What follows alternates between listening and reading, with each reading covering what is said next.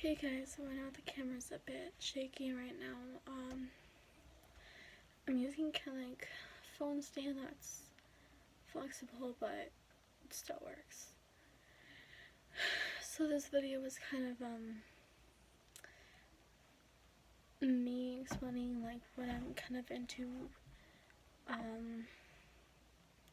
Main focus is gonna be like the paranormal. The video I uploaded today, 322, this one, it's the same day right now, but I'm gonna upload it tomorrow. I'm gonna try to get that schedule back, so then, more content and videos for you guys to watch if you still watch it. So,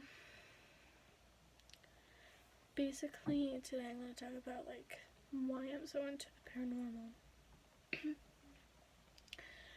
So, it started when I was very young, maybe toddler age, I don't know.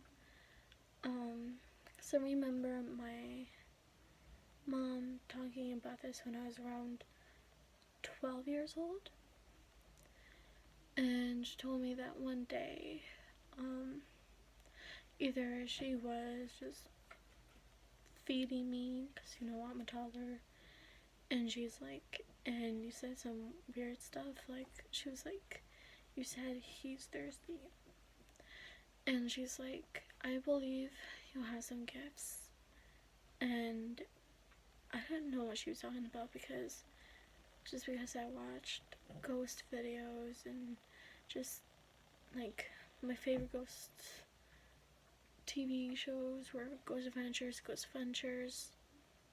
or Ghost Hunters, Ghost Adventures. There's a new one called Ghost Nation. I watched the Paranormal Activity series. I watched Ring, both of those movies. I watched Paranormal all my life. I'm gonna watch the Conjuring series. And basically,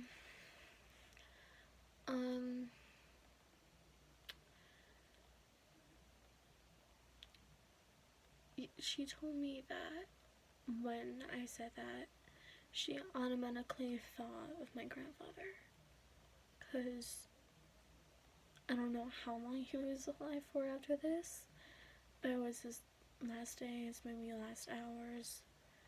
But those were the last hours he lived. I don't know if it was hours, minutes, days, last moments, I guess. So, she told me the story.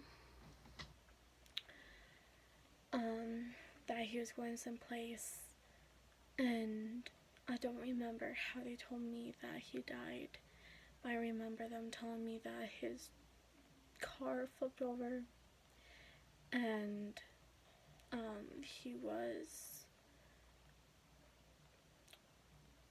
his car bursted into flames.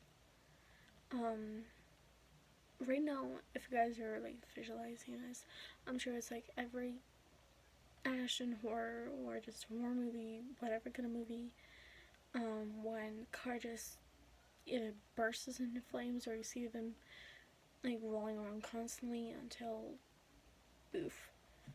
I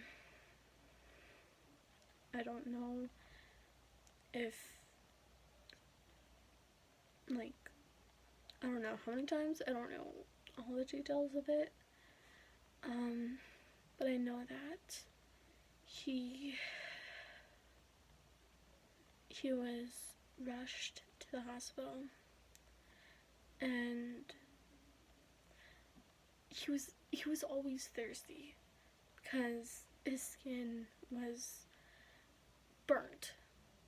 Like, I don't know if he got himself out of the vehicle, or if they had to pull him out of it, or like somehow sprayed it down.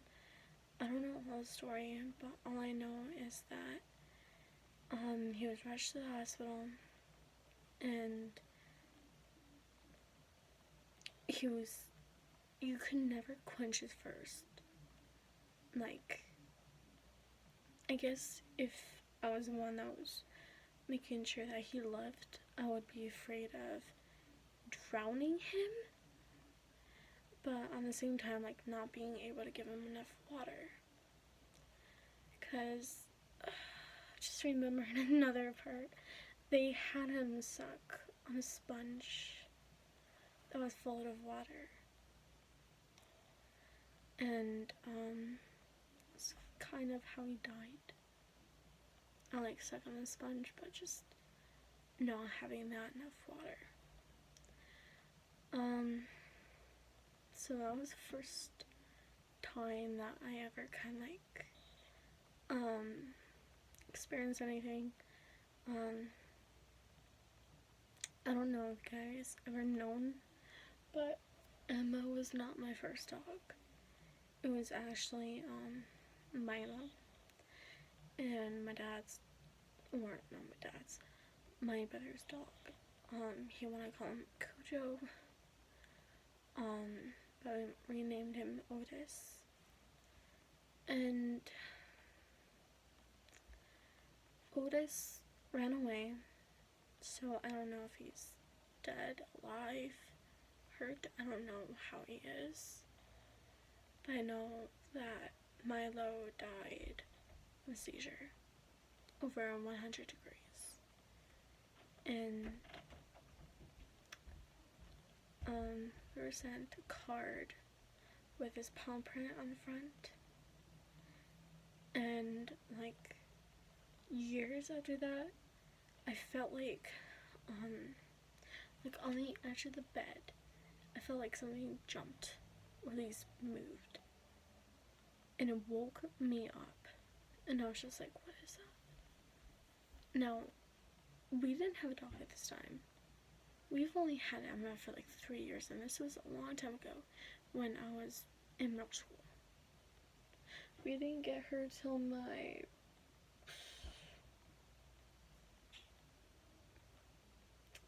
I didn't have her in my freshman year, but definitely a sophomore year.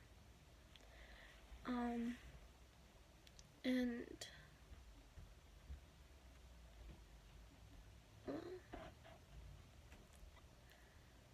it's kind of that, like, I would honestly feel something jump on my bed, but I know it's Emma now.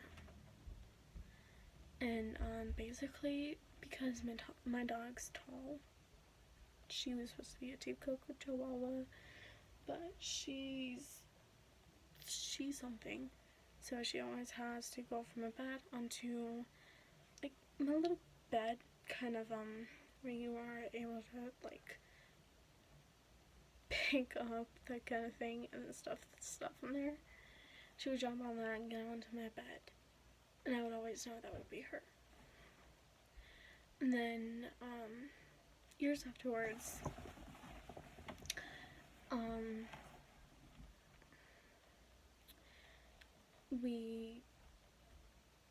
I was up one night, and I went out to the living room. My mother was out there. She was watching TV. And it was around like 11 o'clock at night. And we were figuring something out. Something like that. I don't remember what we were talking about. But she went to grab something, and maybe 5 to 10 minutes later, she didn't come back. So I went out to the hallway. Okay, so,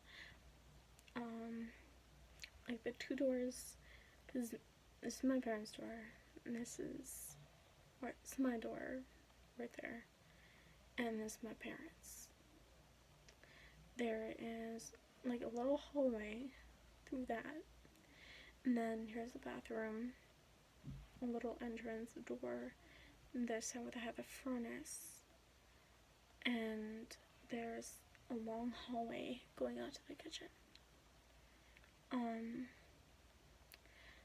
I went to go see where she was, and I was stopped by, because the hallway that goes out to the kitchen, there's a washer and dryer. I stopped by maybe the dryer, and all of a sudden, on the furnace area, I saw like a hand creeping around the corner. I jumped, guys. I always believed in the paranormal, and I never thought it would happen to me. But like, I felt my heart just drop to my stomach, and I look back, nothing's there. I'm holding my stomach, and not to mention like my hands over my mouth, and I almost screamed. Like, I didn't know what the fuck that was. I don't know how to censor this, so if you don't want to hear swear words, just warning. But like, I know that I went back out to the living room a few minutes later, because I didn't want to pass that area. I really didn't. And she finally comes out, and I believe it was like after 12 in the morning, and I told her what happened, and she was trying to go around the corner of where the living room is, because the living room leads to the kitchen, and she tries to peep around the corner to see if she could see the same thing or experience it. Nothing happens. Like, I'm gonna try to describe it as best as I can, because it was a black hand, and I don't even remember a time where the light bulbs in my house were just blue. But the light bulb in the hallway was blue. I remember it clear as day. And I just see that hand like flexing around the corner. One day I'll probably do like a demonstration of it and show you guys where like I was and stuff like that. But it was just so weird. Like, I've had experiences after that. My mom has had an experience where one day we were at my dad's old job because he worked at a furniture store, and we were cleaning things up, kind of like painting it, and my mother was just kind of like in a crouch trying to paint something, because there was a deck, like 2 steps, then we made gravel, and she felt like there was something that grabbed her rear, and she spins around, almost falls, and she looks at us. I'm a good 10-15 feet maybe from her.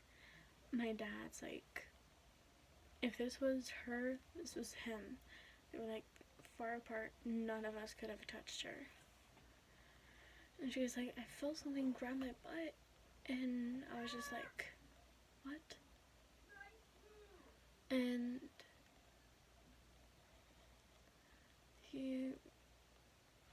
we didn't know what to say. And I don't remember if we've ever had experiences afterwards.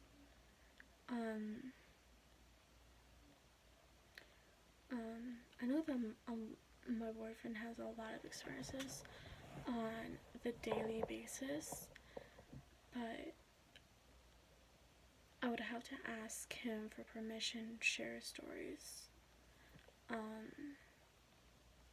Because I don't think he wants whoever watches my videos to know really about it. Because this video is going up tomorrow, because this is the 22nd, so this video is going on the 23rd. so tomorrow is Tuesday.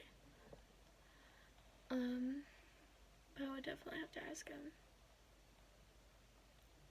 But if he says that he doesn't want me to tell a story, like, I'm not about to,